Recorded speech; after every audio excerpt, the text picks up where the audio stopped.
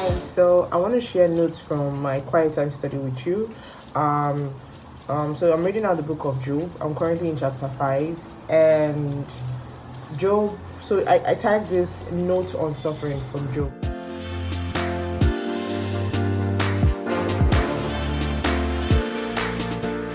So Job experienced the worst form of suffering known to man. Like Job suffered so much. Job lost everything. Job lost his house, his children, his money, and even had like a very terrible disease. Like he was suffering both physically, emotionally, mentally, and otherwise. And so in the book of this in chapter 5, this was Eliphaz's word of encouragement to Job. So who was Eliphaz? Eliphaz was Job's friend. So as at chapter 2, three of Job's friends came to encourage him. So they had Eliphaz the Temanite, Bildad the Shuhite, and Zophar the Naamathite.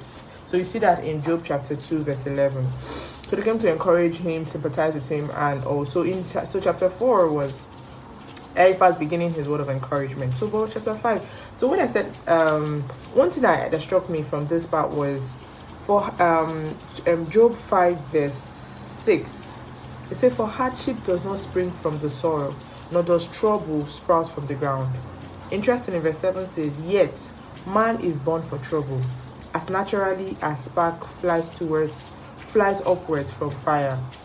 And it just struck me like man is born for trouble. So trouble is inevitable. Suffering is part of man, like it's part of existence. Just like there's life, there's death, and everything in between. Suffering is part of it. I don't even know why. So why do we try to run from suffering? So make this scripture just like you see the way when you make a fire, the sparks goes up like a natural fire. Because nowadays I don't understand technology and what they do, but a fire naturally goes up. And just like as natural as it is, that is how man is born for suffering. When I heard that, I was like, okay. So no matter where I run to, no matter how much money I can get, or no matter whatever it is I want to do, I cannot run from suffering. That is what I got to see from here. So, but interestingly, I kind of like this Eliphaz guy. Interestingly, verse 8, it said, "As for me, I would appeal to God. I would lay my cause before him." Simple. Now that I know that suffering is inevitable, as long as I was born into this life, I will suffer at some point. And no matter what, and of course there are two types of suffering as a Christian and as someone in the world. So when you're a Christian, you suffer for righteousness sake, but when you're in the world, you suffer you suffer because of sin. So you have to choose your suffering. So now this suffering I'm talking of right now is not someone who is in the world, someone that's suffering worldly suffering. No, I'm talking of someone who suffers for righteousness sake.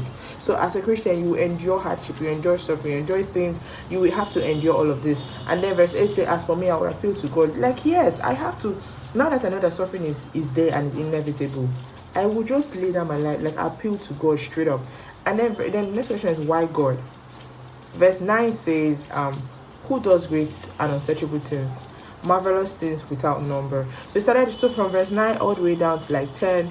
He started talking about how much all the good thing God does. And I'm like, this is who I should run to. If I know that they're suffering and I cannot even, like, no matter what, it might seem like I'm running from it because the earthly, worldly thing make you, Satan makes you want to feel like, okay, it's better here. No, it's worse. If you're suffering for the things of this world, it's worse. So I shouldn't run from sin, but what do I do instead? I should run to God. I should lay my cause before God. And like I was saying, why God? God does insatiable things. He does numerous miracles. He does marvelous things beyond our comprehension. But verse 11 says, "He gives prosperity to the poor and protect those who mourn and suffer." So it's just reminding us that this is who I should be with. So even though I am poor, I am broke, I'm suffering, I am mourning, maybe I lost someone, I lost a job, I lost friendship, I was betrayed, I was heartbroken, I was disappointed, plagued with cancer, whatever it is that I am going through, I should remember that God gives prosperity to the poor and protect those who mourn and suffer. So God is going to protect me regardless of anything I'm facing.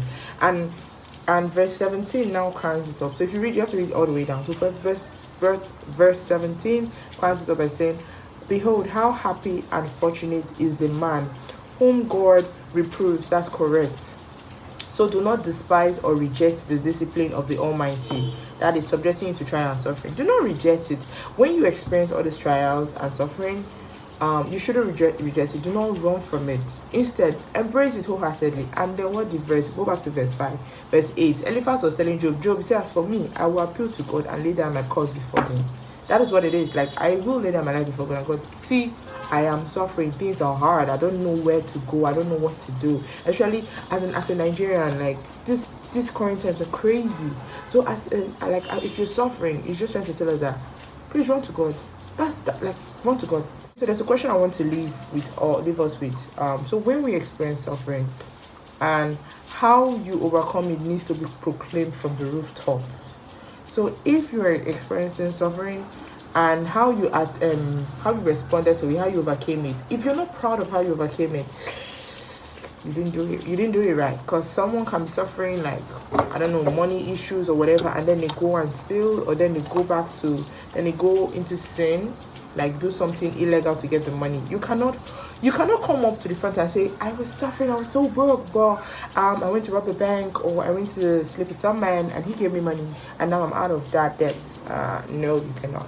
So this question is, just think about it. So now that I'm going to suffer, remember, you will definitely overcome it. So, but when you overcome it, would you be confident enough to proclaim it on the rooftop? That's the question we should think about. So when you're going through suffering, do not think that, let me find my way around. That's when you're trying to run away from suffering. Try to do things your way. So just trust God.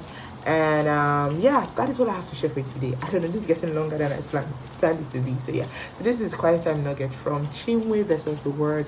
Thank you so much, and